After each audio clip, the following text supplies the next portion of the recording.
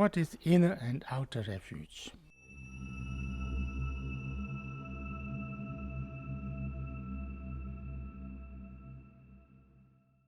Outer refuge is, the Buddha, the Buddha Shakyamuni, and all the enlightened beings who have happened, who have already become fully enlightened.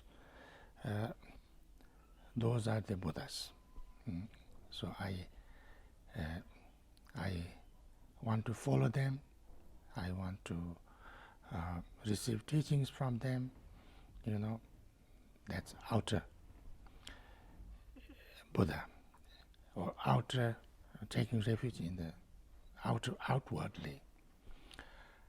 Taking refuge in the Buddha inside is that I know, or I have a understanding that there is a possibility, there is a seed, there is the innate quality in me to be able to become fully enlightened, or my innate qualities of compassion, wisdom, and all the positive qualities are there within me, so that if I can awaken them, then I can become enlightened. And I want to do that, I want to transform myself. I want to awaken my own innate Buddha qualities or enlightened qualities.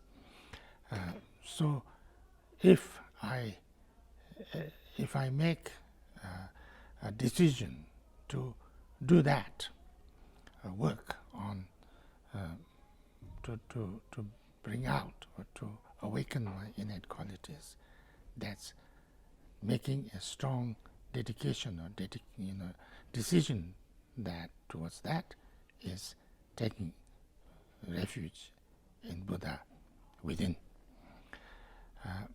So because of that, then Dharma, there is lots of teachings from the Buddha and things like that. That is the outer Dharma. But the actual experience of that, Dharma is actually the experience of the Buddhas. So to trying to work to bring that experience inside me, to the experience of the enlightenment, that is the true Dharma. That is what we call the cessation. The Dharma is two things, what is called the teachings and the experience. The path and the cessation. The path is the teachings, the methods, different methods and different ways on which we kind of tread. The Buddha gives lots of instructions. You have to do this, you can do this, you have to train like this. That's the path.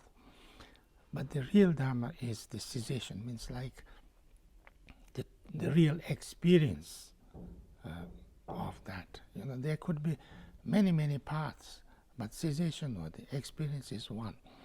So therefore, that's the inner Dharma. So I dedicate myself to bring that experience myself, is taking refuge in the Dharma. The Sangha, all the teachers, living beings or past masters who have taught us, who have taught,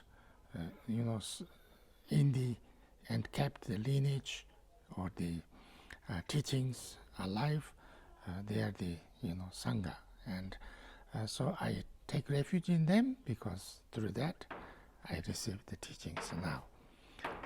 But the real Sangha is also myself or within me, because how I allow myself to be influenced in a positive way and keep the true company of the enlightened beings is up to me. Sometimes I could have lots of good people, genuine Dharma practitioners around me. That's very good. That's outer Sangha. But eventually it's where my mind is, where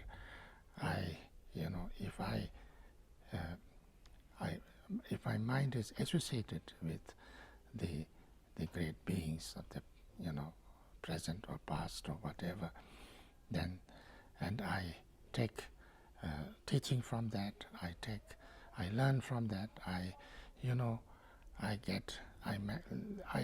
allow myself to be influenced and inspired by them, then that's the true inner Sangha.